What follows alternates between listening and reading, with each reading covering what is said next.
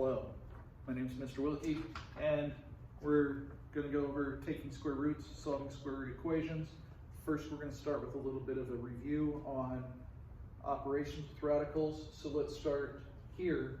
All we have to do is simplify. Remember, combine like terms. So 2 root 3 plus 5 root 3 combines to 7 root 3 plus 8 plus 10. And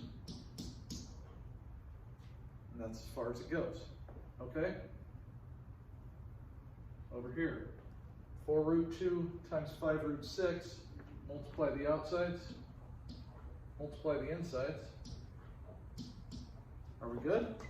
We still need to simplify this. There's now a perfect square in there, right? Because there was a 2 in both of those. So I can rewrite this as 20 times 4 times 3, or 20 root 4 root 3, or root 4 is 2 times 20 is 40 root 3. All right, over here, square root of 25 over 49. Well, that's easy. We just take the square root of 25, take the square root of 49. That's 5 over 7. All right, so let's go down and look at the next part.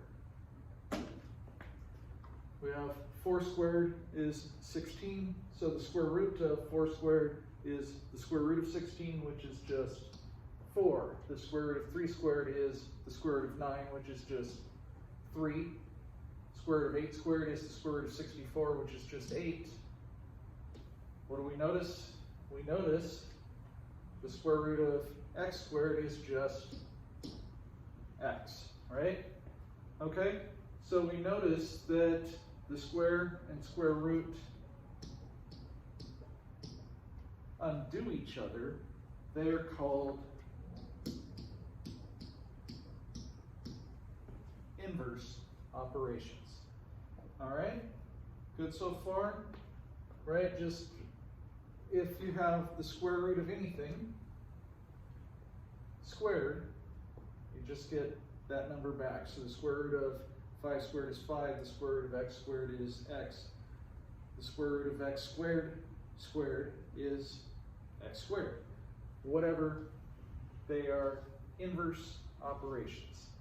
All right, now, principal square root, the non-negative positive numbers and 0 square root of a non-negative real number, the square root of 16 is just 4.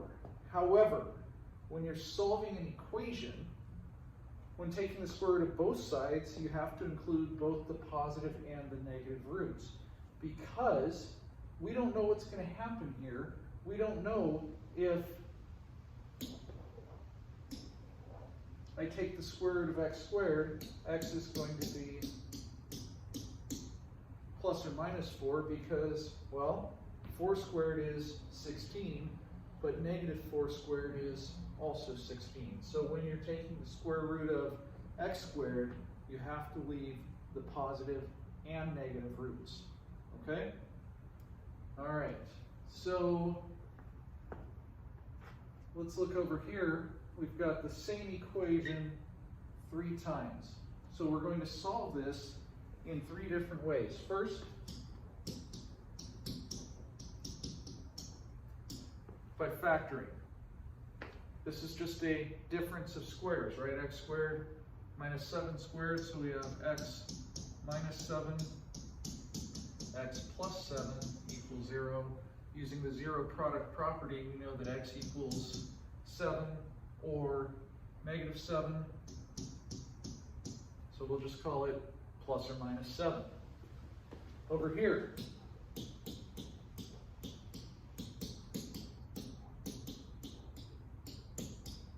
we're going to use the quadratic formula.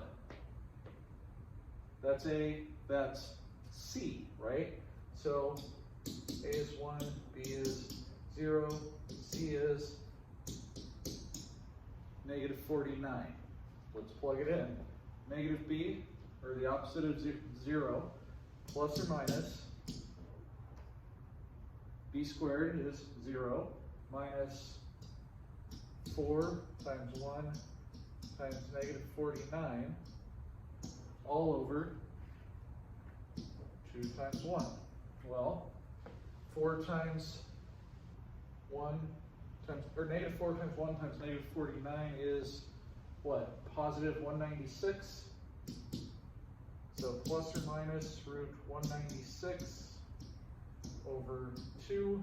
Well, root 196 is 14. So we've got plus or minus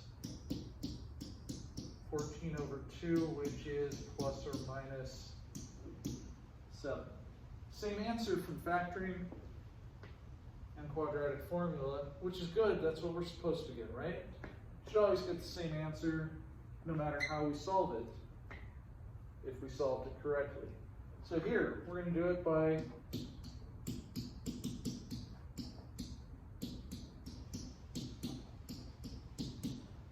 taking square roots. So let's make it easy. Let's put 49 on the other side. I know we usually solve it with 0 on one side, but here x squared equals 49. Take the square root of both sides. Remember, we have to do the positive and negative root, plus or minus 7. And there we go. Now, let's check our answers. Evaluate f of x equals x squared minus 49 with 7 and negative 7. Well, 7 squared equals minus 49 equals 0. Okay, so f of 7 is 0. F of negative 7, well, negative 7 squared minus 49 is, well, that's 49 minus 49 is 0. So f of negative 7 is 0. And that's it. These are the roots because we evaluate at 7 and negative 7, it's 0. And that's it. All right? Thank you very much.